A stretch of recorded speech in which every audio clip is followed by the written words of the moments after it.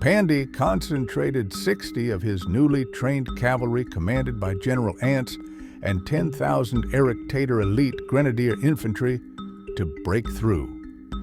Before the assault was launched, Messerich sent Pandy a prototype of a new thing called an airplane. It was made by Messarian scientists and was supposed to deliver logistics to surrounded troops. Should this go here? Yeah, sure, nothing will happen. Some of the planes worked while the others didn't even make it past the first field.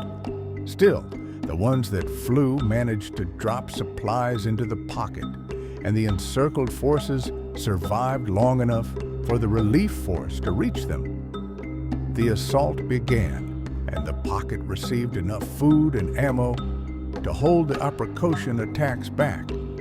Ants and his cavalry smashed the troops guarding the border and quickly advanced, looting local farms along the way for more supplies. When they arrived at the front, they heard the Pandians screaming and charging, smashing into the elite Apricocian cavalry and forcing them to stop their assault on the pocket and turn to fight the newly arrived reinforcements, which was a terrible idea. Erectator's forces came from the southwest, throwing back one Apricotian division and delivering even more supplies.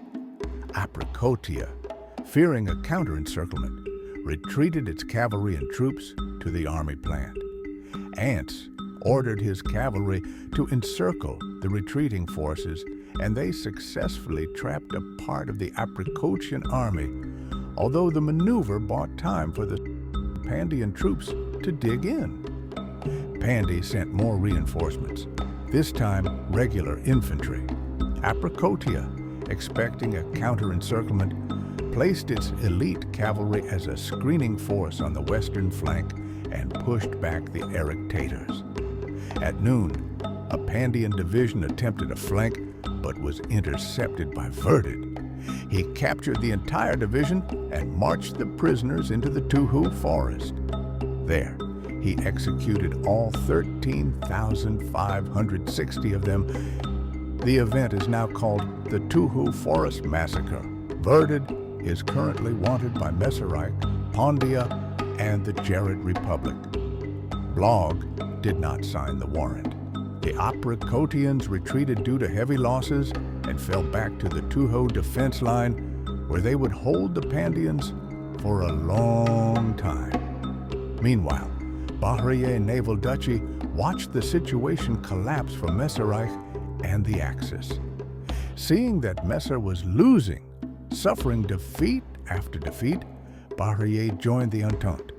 With almost no resistance, she marched into Blogg's Dickey, captured it with minimal effort, and secured the south. But the north was far worse.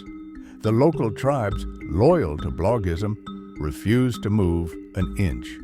They attacked any Bahriyeen troops attempting to enter. Bahrier found itself at a brutal standstill. Resistance in the north was high, and Spain had also reached a deadlock.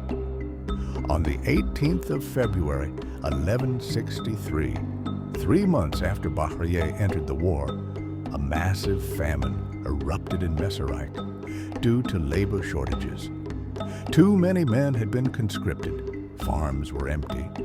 Within the first month, 16,000 Messarian civilians died. With starvation spreading, Messerich began buying livestock and grain from the Bloggian Empire. But moving supplies by land was impossible. Stefania armed the native tribes, and they forced any approaching trade caravans to turn back or be killed. So Blogg was forced to ship everything by sea and reached Messerich without further trouble. Messer, seeing the failure in the war and the famine tearing his nation apart, initiated what became known as the National Purification. One by one, the corrupt and treasonous elements within the Messarian government were eliminated. The Minister of Armaments, Lithuania, was exposed as a pro-Hasian sympathizer. Hetzer, the agriculture minister, had secretly been exporting grain to foreign nations while his own people starved. Another Haitian spy. Regional commissars who misrouted supplies, promoted incompetent commanders, or sabotaged mobilization efforts were removed without hesitation. Marshal Cake was executed, 13 generals purged, and 3 admirals dismissed in disgrace. In their place, Messer appointed Moskin as the new Minister of War, restoring order to the shattered command structure. No more corruption, no more Haitian infiltration. With the machinery of the state finally functioning, the war effort began to improve dramatically. In 1164, Stefan, with the help of Dorum the mastermind, created a new type of vehicle, a submarine. It proved effective immediately.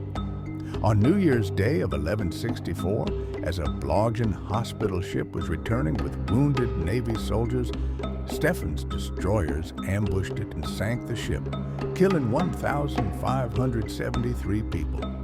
The raids continued, and soon they sank another ship carrying 348 Pandians who was simply going on vacation to Jaradia. Stefan later issued an apology, but the damage was done. Then Stefan came up with his next idea on how to win the war. What if they cut off all food shipments going to Messerreich? They put the plan into action, and it worked. They launched massive, unrestricted submarine warfare, sinking hospital ships and civilian vessels alike. A total of 16,257 Blodgetts, 1,036 Pandians, 563 Messerian civilians, 348 Jaridians, and 48 Erectatorians were killed. On May 1st, the Pandian command knew the front wasn't going to move, so he prepared several offensives and appointed Alex to lead them. 3 operations were planned. First, to attack Aprakotia and break the Tuhud defensive line. Second, to force Heliosgrad back to the pre-war border. Third, to isolate Aprakotia from both Heliosgrad and the Banana Republic. At first, the plan seemed to work. Some Heliosgrad units retreated, but they quickly regrouped and pushed the Pandians back. The attempt to cut off Aprakotia also failed. Meanwhile, the local tribes near the Black Sea were growing restless. Their territory was organized into the Protectorate of Alexia, ruled by a council made up of Banana Republic representatives, Heliosgrad representatives, and Aprakotian representatives. Their goal was to make the tribes loyal to the government and convert them to Bossanism.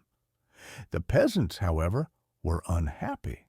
They remained loyal to their former leader Pandy and continued to believe in Constantinism. On July 18, 1164, the uprising began.